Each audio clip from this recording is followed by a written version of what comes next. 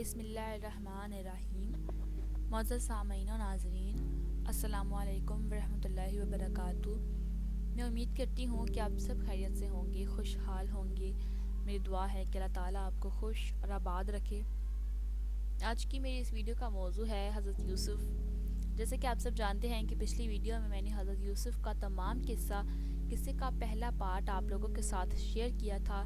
آج کی اس ویڈیو میں حضرت یوسف کے قصے کا دوسرا حصہ میں آپ لوگوں کے ساتھ شیئر کروں گی، اور امید کروں گی کہ آج کی ویڈیو بھی آپ کو پسند آئے گی۔ حضرت یوسف کے واقعے کا تحقیق کا مطالبہ۔ تو آغاز کرتے ہیں حضرت یوسف کے واقعے کی تحقیق کا مطالبہ۔ حضرت یوسف بے قصور اور بے خطا برسوں جیل میں رہے، بلا وجہ ان کو زندانی بنا کر رکھا۔ اب جبکہ بادشاہ نے مہربان ہو کر رسائی کا مژدہ سنایا تو چاہیے تھا کہ وہ مسرت اور خوشی کے ساتھ زندان سے باہر نکل آتے، مگر انہوں نے ایسا نہیں کیا اور گزشتہ معاملے کی تحقیق کا مطالبہ شروع کر دیا۔ اس کی وجہ یہ ہے کہ حضرت یوسف خانوادہ نبوت سے ہیں اور خود بھی نبی ہیں، اس لیے غیرت و حمیت اور عزت نفس کے بدرجہ تم مالک ہیں۔ انہوں نے سوچا اگر بادشاہ کی اس مہربانی پر میں رہا ہو گیا تو یہ بادشاہ کا رحم و کرم سمجھا جائے گا اور میرا قصور ہونا بردہ خفا میں رہے گا۔ اس طرح صرف عزت نفس ہی کو ٹھیس نہیں لگے گی، بلکہ دعوت و تبلیغ کے سہم مقصد کو بھی نقصان پہنچے گا جو میری زندگی کا عین مقصد ہے۔ لہٰذا بہترین وقت ہے کہ معاملے کی اصل حقیقت سامنے آ جائے اور حق ظاہر اور واضح ہو جائے۔ غرض کے بادشاہ نے جب یہ سنا تو ان عورتوں کو بلوایا اور ان سے کہہ دیا کہ صاف صاف اور صحیح بتاؤ کہ اس معاملے کی اصل حقیقت کیا ہے۔ جب تم نے یوسف پر ڈورے ڈالے تھے تاکہ تم اس کو اپنی طرف مائل کر لو تو وہ ایک زبان ہو کر بولے حاشا اللہ، ہم نے اس میں کوئی برائی نہیں پائی۔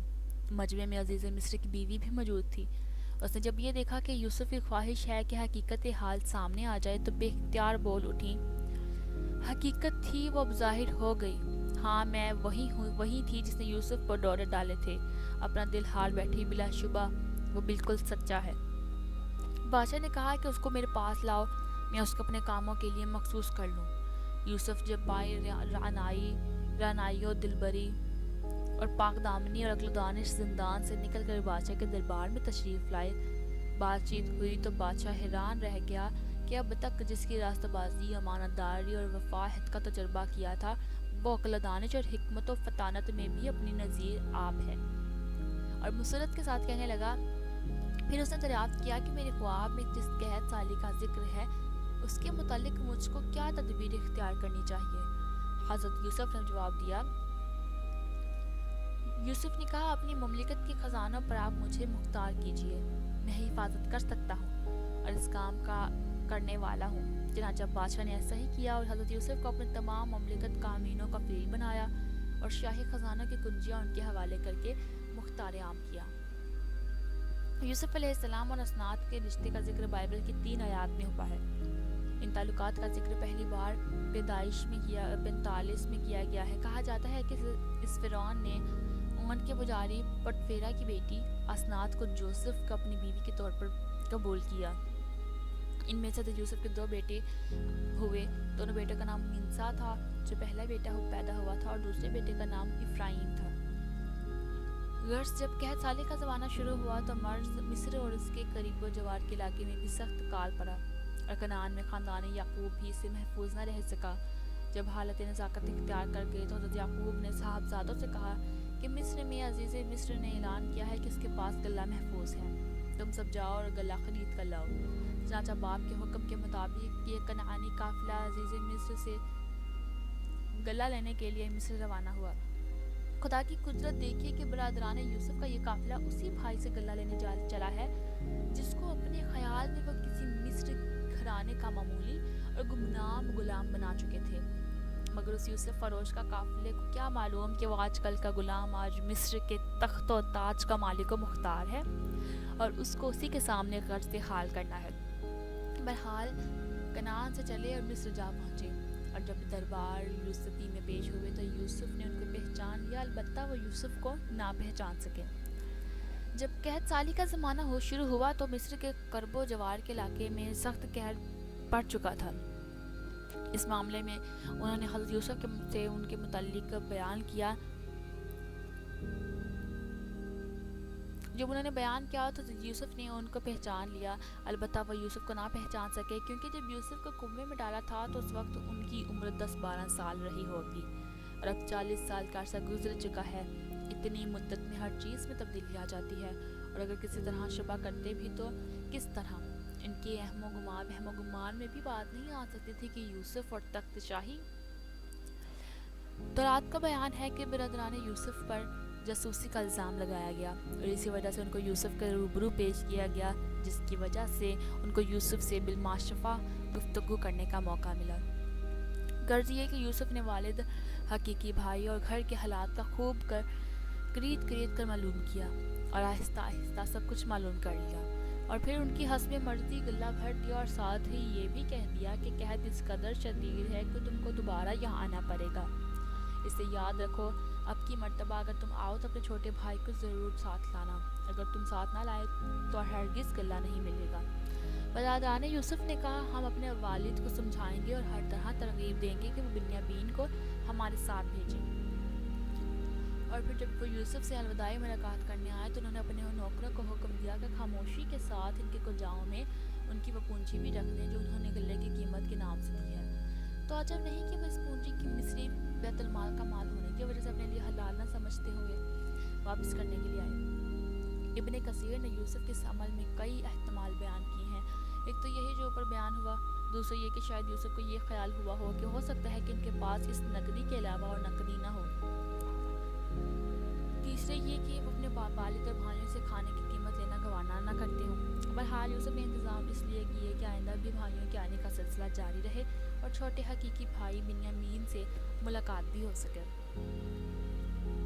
برادران یوسف کا قافلہ جب واپس کنعان پہنچا تو انہوں نے سفر کی پوری رداد اپنے والد یعقوب کو سنائی، اور مصر کے والی سا نے صاف صاف کہہ دیا ہے کہ اس وقت تک آئندہ غلہ لینے کے لیے یہاں ہرگز نہ آنا جب تک کہ اپنے علاقائی بھائی کو ساتھ نہ لاؤ، لہٰذا آپ سے درخواست ہے کہ آپ اسے ہمارے ساتھ مصر بھیج دیں، ہم اس کی ہر طرح نگرانی اور حفاظت کریں گے۔ حضرت یعقوب نے فرمایا کہ تم پر اسی طرح اعتماد کروں جس طرح اس کے بھائی یوسف کے بارے میں کر چکا ہوں، اور تمہاری حفاظت ہی کیا، اصل حفاظت اللہ بڑے رحم کرنے والی ہے۔ اس گفتگو سے فارغ ہونے کے بعد انہوں نے اپنا سامان کھولنا شروع کیا تو دیکھا کہ ان کی پونجی انہی کو واپس کر دی گئی ہے۔ دیکھ کر وہ کہنے لگے، ابا جان اس سے زیادہ اور ہم کو کیا چاہیے، دیکھیے غلہ بھی ملا اور ہماری پونجی بھی جوں کی توں لٹا دی گئی، اس نے ہم سے قیمت بھی نہ لی۔ اب ہمیں اجازت دیجیے کہ ہم دوبارہ اس کے پاس جائیں اور گھر والوں کے لیے رسد لائیں، اور بنیامین کو بھی ہمارے ساتھ بھیج دیجیے، اور اس کی حفاظت کے ذمہ دار ہم ہیں، اور ایک اونٹ کا بوجھ اور زیادہ لائیں گے، اس لیے کہ یہ غلہ ہم لائے ہیں کافی نہیں ہے۔ فی الحال حضرت یعقوب نے فرمایا کہ بنیامین تو ہرگز تمہارے ساتھ نہیں بھیجوں گا جب تک کہ تم اللہ کے نام پر مجھ سے حد نہ کرو، اور یہ کہ جب تک ہم خود نہ گھیر لیے جائیں اور ہر طرح سے مجبور کر دیے جائیں، ہم اس کو ضرور آپ کے پاس لائیں گے۔ جب سب نے متفقہ طور پر اپنے والد کے سامنے عہد کیا اور ہر طرح اطمینان دلایا، تب حضرت یعقوب نے فرمایا کہ جو کچھ ہوا محض اسباب ظاہری کے بنا پر ہوا ہے۔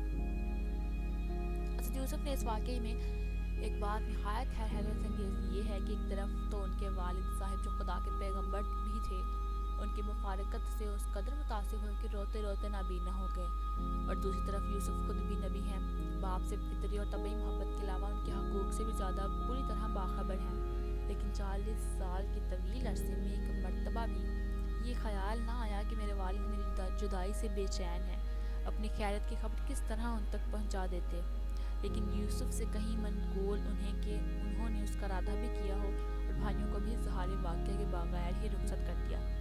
یہ تمام حالات کسی ادنا انسان سے بھی متصور نہیں ہو سکتے۔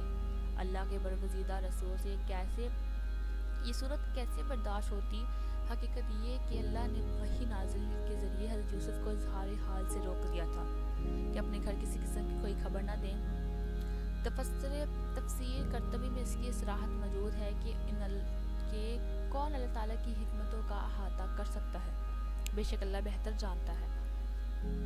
جب برادران یوسف شہر مصر میں داخل ہوئے اور حضرت یوسف سے ملاقات ہوئی تو حضرت یوسف نے دیکھا کہ یہ وعدے کے مطابق ان کے حقیقی چھوٹے بھائی بنیامین کو بھی ساتھ لے آئے ہیں، تو یوسف نے ان کی کافی آؤ بھگت کی اور شاہی اکرام کے ساتھ ان کو ٹھہرانے کا انتظام کیا۔ دو بھائیوں کو ایک ایک کمرے میں ٹھہرایا، چونکہ برادران یوسف 11 تھے دو دو ایک ایک کمرے میں ٹھہرانے کے بعد بنیامین تنہا رہ گئے تو ان کو تنہا ایک کمرے میں ٹھہرایا۔ اس کی مصلحت یہ تھی کہ موقع نکال کر بنیامین سے تنہائی میں باتیں ہو سکے۔ چنانچہ آپس میں تنہائی میں خوب باتیں ہوئی ہوں گی۔ دونوں بھائی حقیقی بھائیوں کی ملاقات ایک مدت دراز یعنی کہ 20-21 سال بعد ہو رہی ہے۔ حضرت یوسف نے بتایا ہوگا کہ وہ کن کن حالات سے گزرے ہوئے اس مرتبے پر پہنچے ہیں۔ بنیامین نے سنا ہوگا کہ ان کے ستولے بھائیوں نے ان کے ساتھ کیا کیا بدسلوکیاں کی ہیں۔ پھر حضرت یوسف نے تسلی دی ہوگی کہ گھبرانے کی بات نہیں ہے، مصیبتوں کے دن ختم ہو چکے ہیں، اب تم میرے پاس ہی رہو گے۔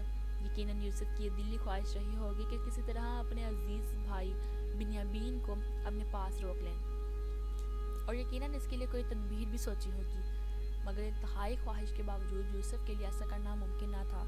اس لیے مصری قانون میں کسی غیر مصری کو بغیر کسی معقول وجہ کے روک لینا سخت منع تھا، اور حضرت یوسف یہ کسی طرح نہیں چاہتے کہ اس وقت لوگوں پر ان کے بھائیوں پر اصل حقیقت منکشف ہو۔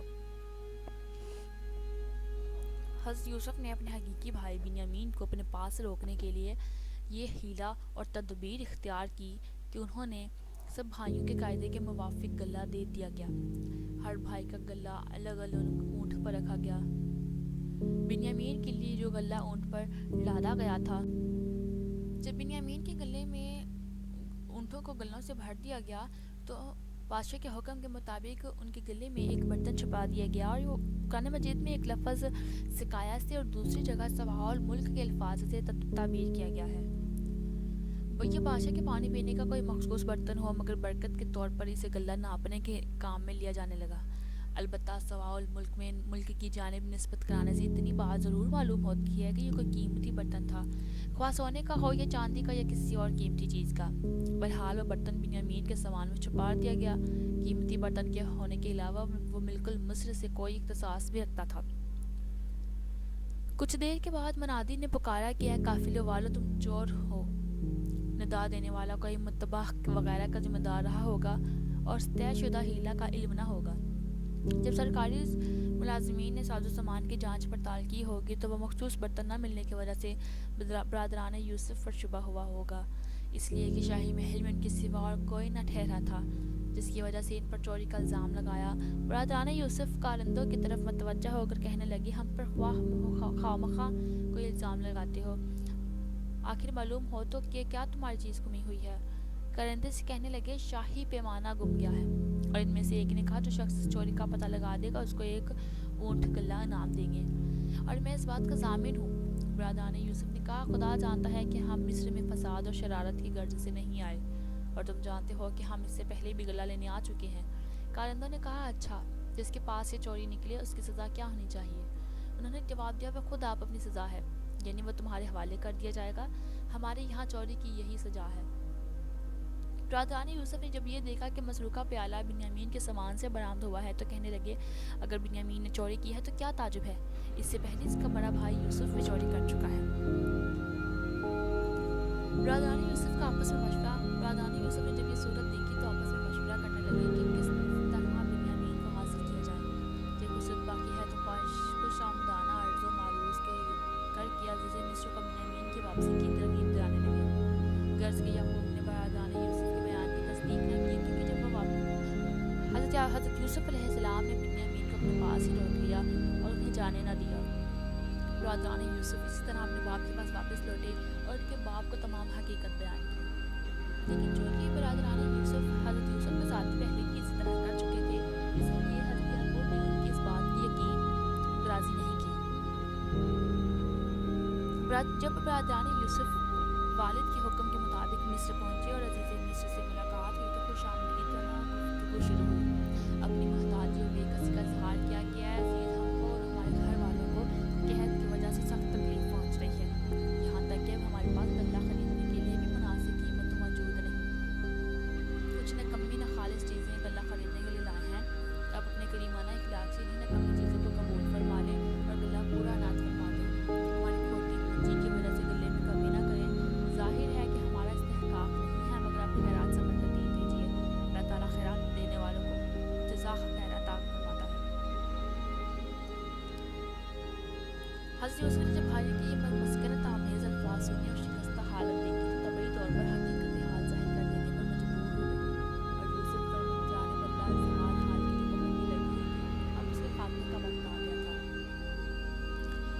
اس موقع پر یعقوب نے عزیز مصر کے نام خط لے کر دیا تھا، جس کا مضمون یہ تھا کہ من جانب یعقوب صفی اللہ بن اسحاق ذبی اللہ بن ابراہیم خلیل اللہ بخدمت عزیز مصر مابعد ہمارا پورا خاندان بلاؤ، راز معاشر میں معروف ہے۔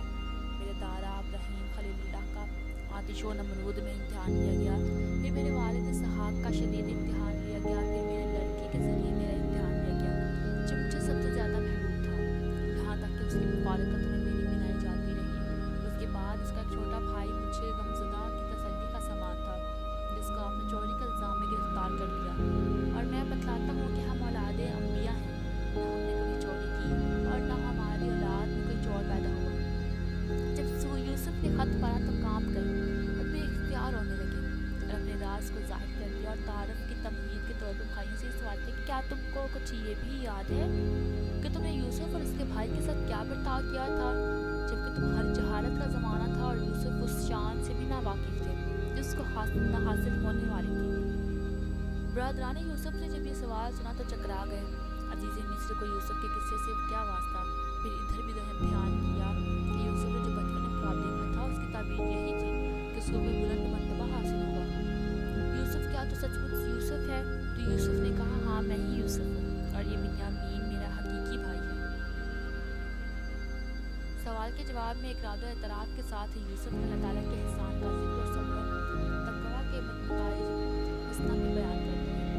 بتلا دیا کہ تم نے مجھے ہلاک کرنے میں کوئی دقیقہ بھی کسر نہیں چھوڑی، لیکن اللہ نے مجھ پر فضل کیا اور مجھے کنویں میں سے بھی نکال دیا اور مجھے اتنا بلند مرتبہ عطا ہوا۔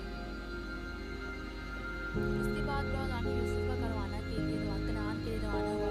پھر برادران یوسف کا کاروانہ براہن یوسفی ساز لے کر کنعان کے لیے روانہ ہوا، لیکن خدا کے پسندیدہ پیغمبر یعقوب کو شمی میں یوسف نے مہکا دیا۔ فرمانے لگے، اے خاندان یعقوب، اگر تم یہ نہ کہو کہ بڑھاپے میں مصیبت ماری گئی ہے تو میں یقین کے ساتھ کہتا ہوں کہ مجھے یوسف کی مہک آ رہی ہے۔ سب کہنے لگے، واللہ تم تو اپنی اسی پرانی خبر میں پڑے ہو، یعنی اس قدر عرصہ گزر جانے کے بعد بھی جبکہ یوسف کا نام و نشان بھی باقی نہیں رہا، تو یوسف ہی کی رٹی لگی ہوئی ہے۔ غرض یہ کہ یہ کنعانی قافلہ بخیر و عافیت کنعان پہنچ گیا اور برادران یوسف کے حکم کے مطابق ان کا پیراہن یعقوب کی آنکھوں پر ڈال دیا۔ یعقوب کی آنکھیں فوراً روشن ہو گئی، فرمانے لگے، دیکھو میں نے کہتا تھا کہ میں اللہ کی جانب سے وہ بات جانتا ہوں جو تم نہیں جانتے۔ برادران یوسف کے لیے یہ وقت بڑا کٹھن تھا۔ شرم و ندامت میں گرک سر جھکائے ہوئے بولے، اے ابا جان، آپ ہمارے لیے جناب باری کے گناہوں کی مغفرت کی دعا کر دیجیے، کیونکہ اب یہ تو ظاہر ہو ہی چکا ہے کہ بلا شبہ ہم سخت خطاکار اور قصوروار ہیں۔ جس پر حضرت یعقوب نے فرمایا، میں عنقریب تمہارے لیے دعا کروں گا، بلا شبہ وہ غفور رحیم ہے۔ غرض یعقوب اپنے پورے خاندان کو لے کر مصر پہنچے۔ جس وقت بھی یعقوب کا خاندان مصر پہنچا تو اس کی تعداد بائبل کے بیان کے مطابق کوئی 60 یا 70 تھی۔ اس وقت حضرت یعقوب کی عمر 130 سال تھی اور اس کے بعد وہ مصر میں 17 سال زندہ رہے۔ جب یوسف کو اطلاع ہوئی کہ ان کے والد ماں خاندان شہر کے قریب پہنچ گئے ہیں تو فوراً استقبال کے لیے شہر سے باہر نکلے۔ جب دونوں نے ایک دوسرے کو مدت دراز کے بعد دیکھا تو فرط محبت میں یعقوب نے یوسف کو سینے سے لگا لیا، اور جب یہ پرمسرت ملاقات آمیز ملاقات ہو چکی تو حضرت یوسف نے والد سے عرض کیا، اب تو آپ عزت و احترام اور امن و حفاظت کے ساتھ شہر میں تشریف لے چلے۔ اسی وقت مصر کا دارالسلطنت رامسیس تھا۔ حضرت یوسف اپنے والد ماجد اور تمام دیگر افراد خاندان کو بڑی تروفر اور تسمک و احتشام کے ساتھ شاہی سواریوں میں بٹھا کر شہر میں لائے اور شاہی محل میں قیام کرایا۔ جب ان تمام باتوں سے فراغت پائی تو ارادہ کیا کہ دربار منعقد کریں تاکہ اہل مصر کا بھی حضرت یعقوب اور ان کے خاندان سے متعارف ہو جائے اور تمام درباری ان کی عزت و احترام سے واقف ہو جائیں۔ دربار منعقد ہوا، تمام درباری اپنی مقررہ نشستوں پر بیٹھ گئے۔ یوسف کے حکم سے ان کے والدین کو تخت شاہی پر جگہ دی گئی اور باقی تمام خاندان میں حسن مراتب نیچے جگہ پائی۔ جب یہ سب انتظام مکمل ہو چکے تب حضرت یوسف شاہی محل سے باہر تشریف لائے اور شاہی تخت پر جلوہ افروز ہوئے۔ اسی وقت تمام درباری حکومت کے دستور کے مطابق تخت شاہی کے سامنے تعظیم کے لیے سجدے میں گر پڑے۔ موجودہ صورت کو دیکھ کر خاندان یوسف نے بھی یہی عمل کیا۔ یہ دیکھ کر یوسف کو اپنے بچپن کا خواب یاد آ گیا۔ اپنے والد سے کہنے لگے، ابا یہ میرے خواب کی تعبیر ہے جو میں نے پہلے بچپن میں دیکھا تھا۔ تو روایات میں ہے کہ اس واقعے کے بعد حضرت یوسف کا تمام خاندان مصر میں آباد ہو گیا، کیونکہ اس وقت کے فرعون ریان نے اصرار کے ساتھ یہ کہا تھا کہ تم اپنے خاندان کو مصر ہی میں آباد کرو، میں ان کو بہت عمدہ زمین دوں گا اور ہر طرح کی عزت بھی دوں گا۔ حضرت یوسف کا انتقال 120 سال کی عمر میں ہوا اور دریائے نیل کے کنارے دفن کیے گئے۔ ابن اسحاق نے اپنے بابا بن زبیر کی روایت سے بیان کیا ہے کہ جب حضرت موسیٰ کو حکم ہوا کہ بنی اسرائیل کے ساتھ لے کر مصر سے نکل جائیں، تو بذریعہ وحی یہ بھی کہا گیا کہ ان حریوں کو اپنے ساتھ لے کر ملک شام جائیں اور ان کے آباء و اجداد کے پاس دفن کریں۔ اس حکم کے مطابق حضرت موسیٰ نے بخشش کر کے ان کی قبر دریافت کی، جو ایک سنگ مرمر کے تابوت میں تھی۔ اس کو اپنے ساتھ ارض فلسطین میں لے گئے اور حضرت اسحاق کو یعقوب کے برابر دفن کر دیا۔ سبتوں میں اس گندہ زمین پر دفن کیا گیا جہاں کے نام یعقوب نے خریدا تھا۔ حضرت یوسف کے بعد قوم امالیوں کے فرعنہ مصر میں مسلط ہو گئے اور بنو اسرائیل ان کی حکومت میں رہتے ہوئے دین یوسف پر قائم رہے، مگر ان کو غیر ملکی سمجھ کر طرح طرح کی ایذائیں دی جانے لگیں، یہاں تک کہ حضرت موسیٰ کے ذریعے اللہ تعالیٰ نے ان کو اس عذاب سے نجات دی۔ تفسیر قرطبی میں اہل تاریخ کے حوالے سے مذکور ہے کہ مصر میں 62 سال رہنے کے بعد یعقوب کی وفات 147 سال کی عمر میں ہوئی۔ حضرت سعید بن جبیر نے فرمایا کہ حضرت یعقوب کو سال کی لکڑی کے تابوت میں رکھ کر بیت المقدس کی طرف ان کی وصیت کے مطابق منتقل کر دیا گیا۔ امید کروں گی ناظرین کہ یہاں تک آپ کو حضرت یوسف کا واقعہ پسند آیا ہوگا، اور آج کی ویڈیو میں نے باقی ماندہ حضرت یوسف کا واقعہ بھی آپ کے ساتھ مکمل شیئر کر دیا ہے۔ اگر آپ کو یہ واقعہ پسند آیا ہوگا یا اگر آپ کو تفصیل پسند آئی ہو تو کمنٹ کر کے لازمی بتائیے گا، اور کائنڈلی چینل کو سبسکرائب کر دیں اور بیل آئکن کو پریس کر دیں تاکہ اپلوڈ ہونے والی ہر نئی ویڈیو کا نوٹیفیکیشن